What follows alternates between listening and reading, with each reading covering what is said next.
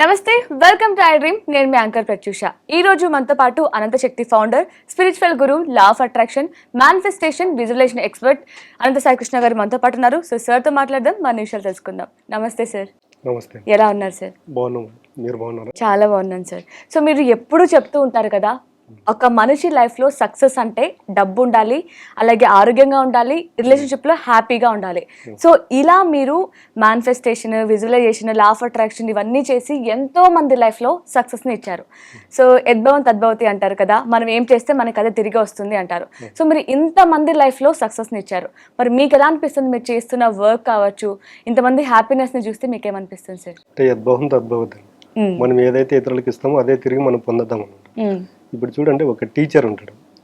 Teacher పిల్లలకి ఏం చెప్తాడు? పాఠాలు చెప్తాడు. ఎందుకంటే ఆయన నేర్చుకునేదే టీచింగ్ కాబట్టి. ఆయన ఏది నేర్చుకున్నాడో పిల్లలు కూడా అదే మోటివేట్ చేస్తాడు. అంటే ఈ స్పిరిచువల్ జర్నీ కూడా నేను దాదాపు అంటే ఒక 25 years నుంచి స్టార్ట్ చేశాను. అంటే స్టార్టింగ్ బుక్స్ చదవడము, తర్వాత కొన్ని సాధన చేయడము. అంటే ఏదైతే కూడా ఒకటి ఉంటుంది, ఒక సూక్ష్మం అనేది ఒకటి ఉంటుంది. సూక్ష్మంలో మోక్షం ఉంటుంది. అది ఎలాగుంటుంది అంటే దేన్నే కానీ తెగేంత వరకు పట్టుకోకూడదండి. ఏదైనా కానీ అబ్జర్వ్ చేయాలని చెప్తాను నేను. అది ఎంత పెద్ద ప్రాబ్లం అయినా కానీ జస్ట్ దానికి ఒక టైం ఇవ్వాలి. ఒక 10 నిమిషాలు, అంటే దాని యొక్క సమస్యను బట్టి మనం టైం ఇచ్చామనుకోండి, మనం ఏం చేయాలి, అది ఏం చేస్తే ఆ సమస్య అక్కడికి తొలగిపోతుందని తెలుస్తుంది.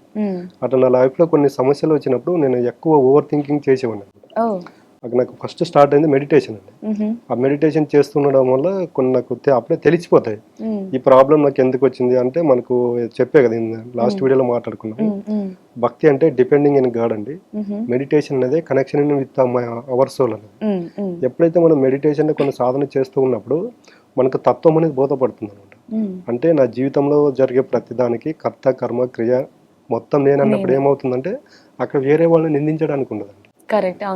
అప్పుడు ఏమవుతుందంటే మనకు సత్యం అనేది తెలుస్తుంది. అప్పుడు ఏమవుతుందంటే మనకి ఫ్యూచర్ లో మనం ఎలాగ ఉండాలి, ఏం పెట్టుకోవాలి, ఏం గోల్ పెట్టుకోవాలి అనుకున్నప్పుడు ఏమవుతుందంటే మనకు ఒక క్లారిటీ, విజన్ అనేది ఉంటుంది. ఇప్పుడు జనరేషన్ లో law of attraction, visualisation, manifestation అనేది ఉంది.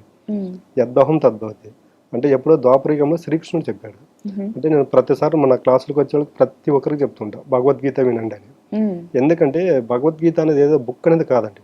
ఆ భగవద్గీతలో మీరు బాగా అబ్జర్వ్ చేస్తే శ్రీకృష్ణుడు ఎక్కడ నన్ను పూజించండి అని చెప్పలే. దాంట్లో ఏం చెప్పాడంటే భక్తి మార్గము, ముక్తి మార్గము, వీటి గురించి చెప్పాడు అనమాట. అంటే భక్తి మార్గంలో ఎలాగ ఉండాలి, ముక్తి మార్గంలో ఎలాగ ఉండాలి, కర్మ అంటే ఏంటి, ఇవన్నీ చెప్పాడు. ఒక మనిషి ఎలాగ ఉండాలనేది, సంపూర్ణ వ్యక్తిగా ఎలా జీవించాలనేది చెప్పాడు అక్కడ. మీరు పూర్తిగా భక్తిలోనే మునిగిపోండి అని చెప్పలే. అంటే అదే చెప్పే కదా, కర్మలు చేయటం నీకు అధికారం కలదన్నప్పుడు మనం లాస్ట్ వీడియోలో మాట్లాడుకున్నాం. అంటే అది అదొక్క కొటేషన్ చాలండి. ఫెయిల్యూర్ అయ్యే ప్రతి వాళ్ళకి కర్మలు చేయటం నీకు అధికారం కలదు, కానీ వాళ్ళ ప్రతిఫలం పైన ఆశించకుండా అన్నప్పుడు ఏమవుతుందంటే ఆ శ్లోకము మనం డిస్టర్బెన్స్ లో ఉన్నప్పుడు ఆ శ్లోకం వినండి అని, ఓహో నేను ఈ పని పెట్టుకున్నాను, జస్ట్ ఫెయిల్యూర్ అయింది అంటే మనం చేసేది చేస్తుంటే ఏదో ఒక సక్సెస్ అవుతాం కదా అన్నప్పుడు ఏమవుతుందంటే మెంటల్ గా స్ట్రాంగ్ అవుతారు అనమాట. అంటే మనకు తెలియకోకుండానే ప్రతిరోజు ఇంట్లో భగవద్గీత ఉన్నప్పుడు ఏమవుతుందంటే మన సబ్ కాన్షియస్ మైండ్ లో స్టోర్ అవుతుంది. అది సబ్ కాన్షియస్ మైండ్ లో ఎప్పుడైతే స్టోర్ అవుతుందో దాని బయట దానికి సంబంధించిన క్రియేషన్ అనేది జరుగుతూ ఉంటుందండి. అంత పవర్ ఉంటుంది భగవద్గీతలో. దాన్ని నా క్లాసులకు వచ్చే వాళ్ళకి ఎక్స్పెషల్ గా నేను చెప్పేది కూడా అదేనండి. భగవద్గీత ఒకటి, సాధన ఒకటి. ఎప్పుడైతే ఇవి రెండు ఉంటే మనిషి 100% సక్సెస్ అవుతాడు. సో అంటే ఇప్పుడు మీరు చెప్తున్న క్లాసెస్ ఏవైతే ఉన్నాయో, ఎంతో మందికి ఇది చేయండి, అలా చేయండి అని చెప్తూ ఉంటారు కదా, అది మీ నుంచే స్టార్ట్ అయింది అనమాట. అవునండి. ఇప్పుడు నేను 25 years నుంచి ఇదే దారిలో ఉన్నాను కాబట్టి నేను ఏదైతే సాధన చేసి ఏదైతే పొందానో అదే నా క్లాసులో చెప్పడం జరుగుతుంది.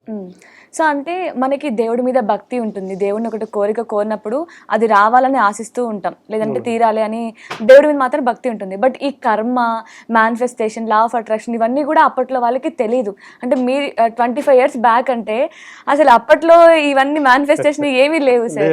సో అప్పుడు మీకు ఎలా నమ్మకం కలిగింది అసలు వీటిపైన? అంటే యద్భవంతో నేను చాలా బుక్స్, స్పిరిచువల్ బుక్స్ చదివానండి. కర్మ సిద్ధాంతం పైన ఎక్కువ చదివాను. ఈ రోజు మనం ఒక 10 రూపాయలు ఇచ్చామనుకోండి, వాడు ఎక్కడో హ్యాపీగా ఫీల్ అవుతాడు. రేపు పొద్దున మనం వెళ్లే దారిలో ఎక్కడైనా కనిపించినా దగ్గరకు వచ్చి మనం మాట్లాడిస్తాడు అక్కడ. అంటే ఇది ఏమవుతుంది, మేనిఫెస్టేషన్ అంటుంది. అంటే మన భవిష్యత్తులో ఎప్పుడో గతంలో ఎవరికో ఒకరికి హెల్ప్ చేసాము, ఈ రోజు మన ముందు మేనిఫెస్ట్ అయిందా లేదా. అంటే మనం ఏడుస్తూ ఉన్నాం అనుకోండి, ఇప్పుడు కూడా ఇదంతా పక్కన పెట్టేసింది భగవద్గీత యద్భావం తద్భావత్ అనేది. మనం బాధపడుకుంటూ ఉండండి, మీరు ఒక 1 డే 2 డేస్ టైం కేటాయించండి, మీకు సెకండ్ డే నుండే మీ చుట్టూ అలాంటి క్రియేషన్ జరుగుతుంది. అంటే మన దగ్గరకు వచ్చేవాళ్ళు కూడా వాళ్ళ బాధలు చెప్పేవాళ్ళు మన దగ్గరకు వస్తారు. అంటే మన మనసులో ఒకటి అనుకున్నది ఏదో విధంగా మనకి వినపడ్డమో కనపడ్డమో అని తెలుస్తూ ఉంటాయి. 100% అండి. అదే యద్భావం తద్భావతి. ఇప్పట్లో law of attraction, visualisation, manifestation అంటారు. అంటే ఇవన్నీ టైం కేటింగ్ తీసుకోవాలని ఇప్పుడు అనుకుంటున్నారు. అసలు దీన్ని మనం కూర్చొని సాధన చేయాల్సిన అవసరం లేదండి. దానికి నేను చెప్పే కదా, తీరు వేరు ప్రాక్టికల్ వేరు అనేది. దీనికి సంబంధించిన తర్వాత ఒకటి 41 days పంచభూతాల దీక్ష అనేది. అంటే పంచభూతాల దీక్ష అంటే భూమి, నీరు, అగ్ని, వాయువు, ఆకాశం. పంచభూతాలు లేకపోతే మనిషి మానవ జీవిత మనుగడ అనేది ఒక నిమిషం కూడా సాధ్యం కాదు. అంటే మనం ఎలాగుంటే, మన యొక్క వ్యక్తిత్వం ఎలాగుంటే పంచభూతాలకు అసెండ్ అవ్వచ్చు అనేది అక్కడ వాళ్ళకి ప్రాక్టికల్గా చూపిస్తూ ఉంటాం. అప్పుడు ఏమవుతారంటే వాళ్ళకి తెలియకోకుండానే పంచభూతాల తత్వానికి అసెండ్ అయిపోతారు. అప్పుడు ఏమవుతుంది, వాళ్ళకి ఎంత కష్టాలు వచ్చినా, మా క్లాసులకు వచ్చే వాళ్ళకి అసలు కొంతమంది భయంకరమైన సమస్యలు వచ్చేవాళ్ళు ఉన్నారు. లాస్ట్కి ఏమవుతుంది, పోతే ప్రాణం పోతుంది కదా అనే స్టేజ్కి వచ్చిన వాళ్ళు ఉన్నారు. ఎందుకంటే ఏది జరిగినా కూడా మంచిగా జరుగుతుంది. ఇక్కడ మనం ఈ జన్మ తీసుకున్నామండి అంతే. నెక్స్ట్ జన్మలో ఇంకో జన్మ ఉంటుంది. అంటే అక్కడ అది పోవాలంటే ఇది అనుభవించాల్సిందే.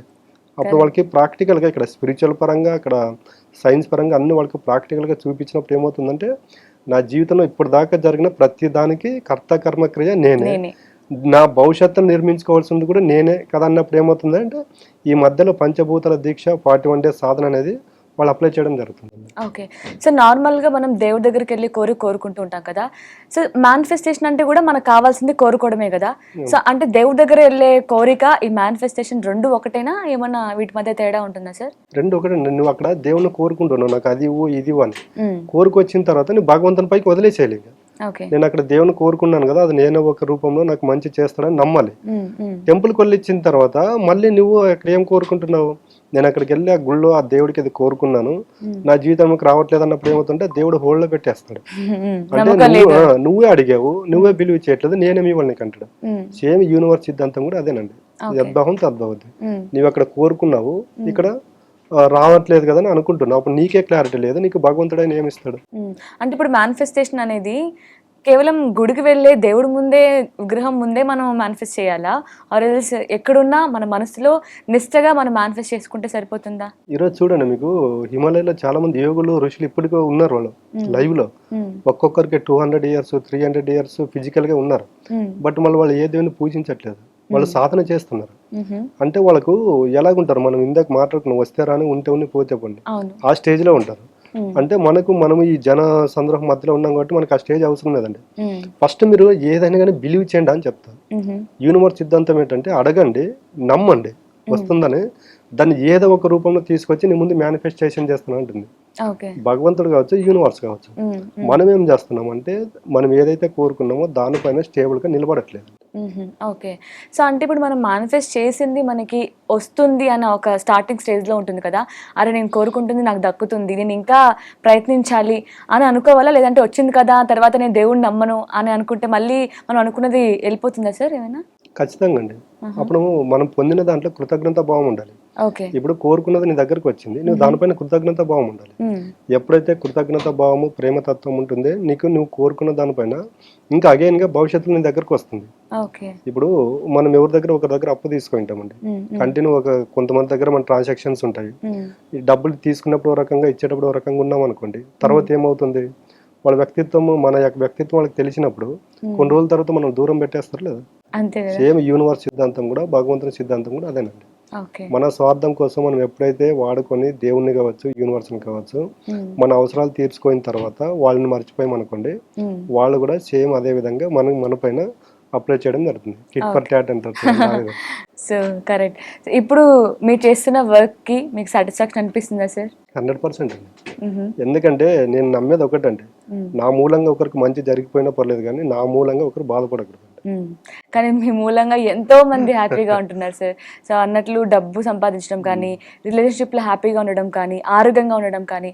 సో మీ దగ్గరకు వచ్చే క్లయింట్స్ ఎవరైతే ఉన్నారో వాళ్ళు చెప్తూ ఉంటారా, అంటే క్లాసెస్ అటెండ్ అయిన తర్వాత నాకు చాలా రిలీఫ్ గా అనిపిస్తుంది, ఇలాంటివి ఏమైనా చెప్తూ ఉంటారా సార్? రెగ్యులర్ కాల్ చేస్తూ కూడా ఉంటారండి చాలా మంది. కొంతమంది డబ్బుండి కూడా మెంటల్ గా డిస్టర్బ్ అయిన వాళ్ళు మా క్లాసులకు వస్తూ ఉంటారు. అంటే వాళ్ళు అంటే కొంతమంది కొన్ని బ్లాక్ లో ఇరుక్కుపోయి ఉంటారండి. డబ్బున్న కొన్ని హెల్త్ ప్రాబ్లమ్స్ ఎందుకు వస్తాయి, రిలేషన్ ఎందుకు అవుతుంది అన్నది వాళ్ళకి తెలియదు పాపం. వాళ్ళు డబ్బు అనేది దీంట్లోనే పడిపోయినప్పుడు ఫ్యామిలీ వాళ్ళకి ఇంపార్టెంట్ ఇవ్వకపోవడం ఒకటి, హెల్త్ ప్రాబ్లం ఒకటి, అప్పుడు వాళ్ళు అక్కడ రియలైజ్ అవుతారు. అంటే మనిషికి డబ్బు ఒకటే కాదు, రిలేషన్ తర్వాత హెల్త్ కూడా ముఖ్యమైనప్పుడు ఏమవుతుందంటే వాళ్ళు దీంట్లో కంబ్యాక్ అవుతారు అనమాట. అక్కడ మూడింటిని పైన సమదృష్టితో ఉండాలి. అప్పుడు మూడింటిని ఎప్పుడైతే బ్యాలెన్స్ చేసుకుంటూ పోతారో ఫ్యామిలీ సపోర్ట్ ఉంటుంది, నీ హెల్త్ సపోర్ట్ ఉంటుంది, అప్పుడు నీ గతంలో సంపాదించిన కన్నా ఎక్కువ సంపాదిస్తాను. అంటే అక్కడ నీ ఫోకస్ డబ్బు హెల్త్ పైన ఉండదు, రిలేషన్ పైన ఉండదు. ఎందుకంటే అవి రెండు నీకు సపోర్ట్ ఉన్నాయి. అప్పుడు మిగిలింది ఏది నీకు డబ్బు. నీ ఫోకస్ మొత్తం డబ్బు పైన ఉంటుంది కాబట్టి అద్భుతం తద్భుతం. నువ్వు అది కోరుకుంటావు కాబట్టి అది నీ దగ్గరకు వస్తుంది. ఓకే, నైస్ సార్, చాలా చక్కగా ఎక్స్ప్లెయిన్ చేశారు. Thank you so much sir. Thank you. So చూసారు కదా, ఒక మనిషి హ్యాపీగా లైఫ్ని లీడ్ చేయాలి అంటే డబ్బు ఉండాలి, ఆరోగ్యంగా ఉండాలి, అండ్ రిలేషన్షిప్లో హ్యాపీగా ఉండాలి. సో వీటి మూడింటి గురించి చాలా చక్కగా ఎక్స్ప్లెయిన్ చేశారు. సో దీంతో పాటు వీటి గురించి ఆఫ్లైన్ క్లాసెస్ కండక్ట్ చేయబోతున్నారు అనంత సాయి కృష్ణ గారు. సో ఈ ఆగస్టు 9th KBHPలోని హోటల్ 86 గ్రాండ్లో. సో తప్పకుండా ఆఫ్లైన్ క్లాసెస్కి అటెండ్ అవ్వండి. Thank you so much for watching. And for more videos, please subscribe to iDream. Please subscribe to iDream. Please subscribe iDream. And please subscribe to iDream. For more videos, subscribe to iDream. please like, share and subscribe to the channel. Congratulations, iDream. Subscribe to iDream. Subscribe to iDream. So subscribe to iDream Media. iDream ki iDream team andarki huge congratulations. Please subscribe iDream Media. Please subscribe to iDream. Subscribe iDream. Please subscribe to iDream. iDream అంటే నా కళల channel subscribe చేసుకున్న నోరు తిరుగుతలేదు, మీరైతే గంట గుర్తు కొట్టండి. For more such videos, please subscribe to iDream. Subscribe to iDream. Please subscribe to iDream. Please subscribe iDream Media. Please do subscribe to iDream. Please subscribe to iDream Media. For best entertainment and information, please subscribe iDream. And don't forget to subscribe to iDream.